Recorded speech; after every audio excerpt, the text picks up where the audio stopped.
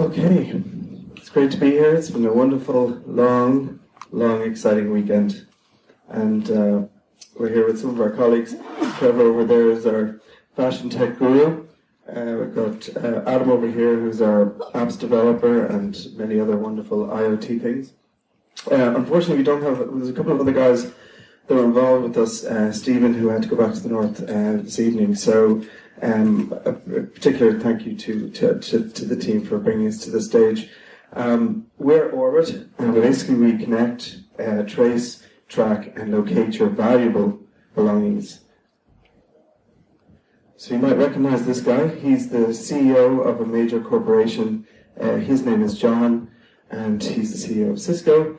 And he's on holiday, or he's visiting. He's got a business trip in Rome, and he arrives into a place that he's not familiar with. He goes over to an information booth, and he drops down his lovely executive laptop bag, and he puts it between his legs, and he's filling out a form or something, and all of a sudden he turns around, and his bag is gone. Dun, dun, dun.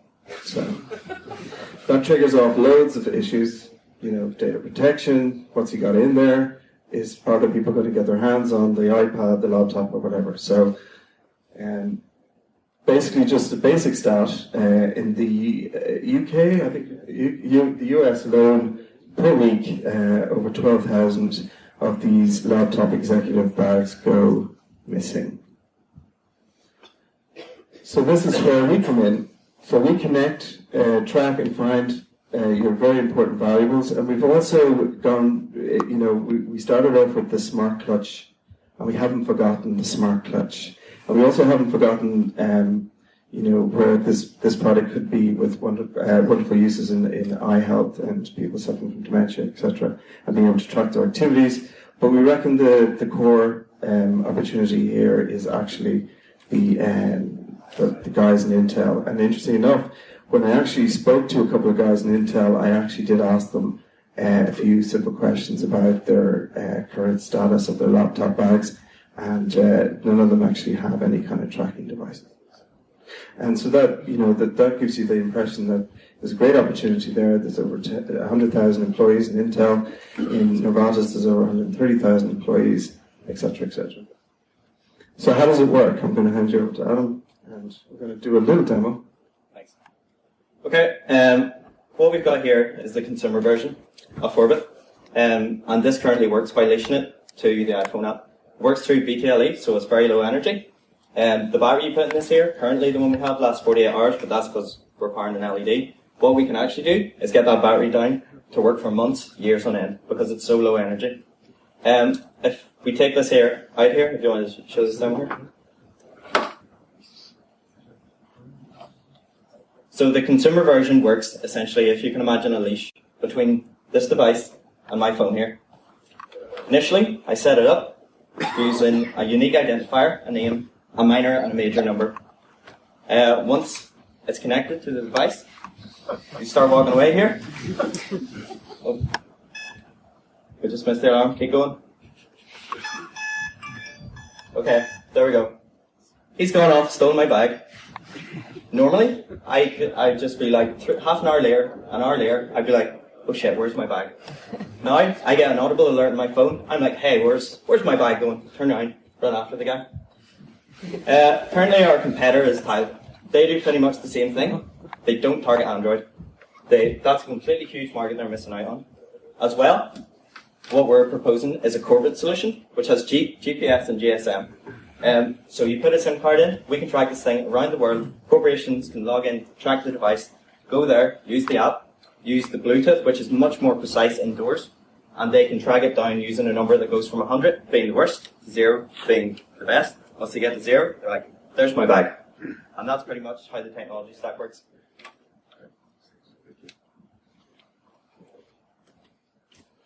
So how are we going to make some money?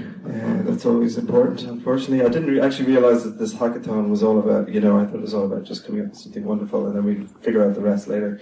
But it was one of the questions. And I suppose there's many different opportunities. Of course, we've got the paranoid corporate security department in major corporations who are very concerned about their executives traveling around the world and with so many hundreds of thousands. So there's a great opportunity there to provide a an end-to-end service, basically with selling the actual hardware, hooking up with your O2 or Vodafone, and also the cloud solution.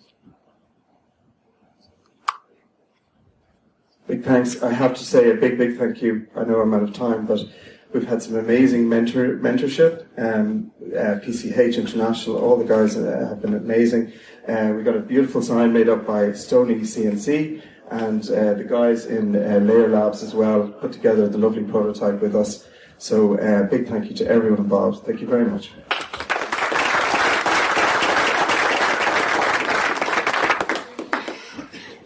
So we'll field some questions here. Sorry, yeah, questions, yeah.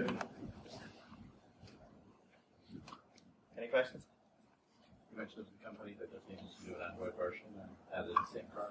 Yeah, they're only using Bluetooth. 150-foot range, that's all they have.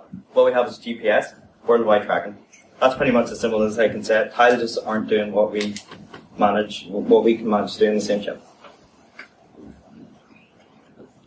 How much does it cost? Well, to produce this here, $15 for the plastic and the chip. We're trying to think of putting a bigger battery in, but that's at cost price, so that's what a consumer would buy that for. Obviously, if we went to production, we could get the price down on each of the boards, or we could even manufacture the board ourselves. It's quite a simple board. Yeah. For this here version, what we're going to use is GPS GCM. As you say, it's quite battery hungry. We could integrate piezoelectrics. We could integrate some sort of lithium-ion battery that had a long life. But it is currently one of our biggest challenges, the battery life on the corporate version. And all the big companies are finding battery life is a huge problem at the moment. Technology is not advancing in it and quick enough. But solar power or piezoelectrics is kind of our best bet. With current technology, a lithium-ion battery, you could probably get around 72 hours. Yeah. Okay. So I'm being told to stop here, so. One final question. So it seems like this is a big problem for big corporations. Are you able to find information to quantify the cost to big corporations of this kind of activity? Okay, well, they would have their own internal stats on how many devices they've lost.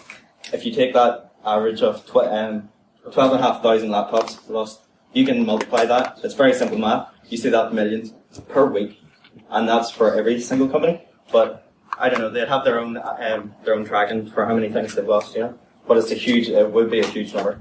That also just in relation to the insurance premiums and stuff. My brother-in-law is an insurance expert, and I spoke to him earlier, and he basically said that there's a premium that you pay. There's different kinds of insurance, and you want to keep that premium down per user. So there's a great incentive there as well.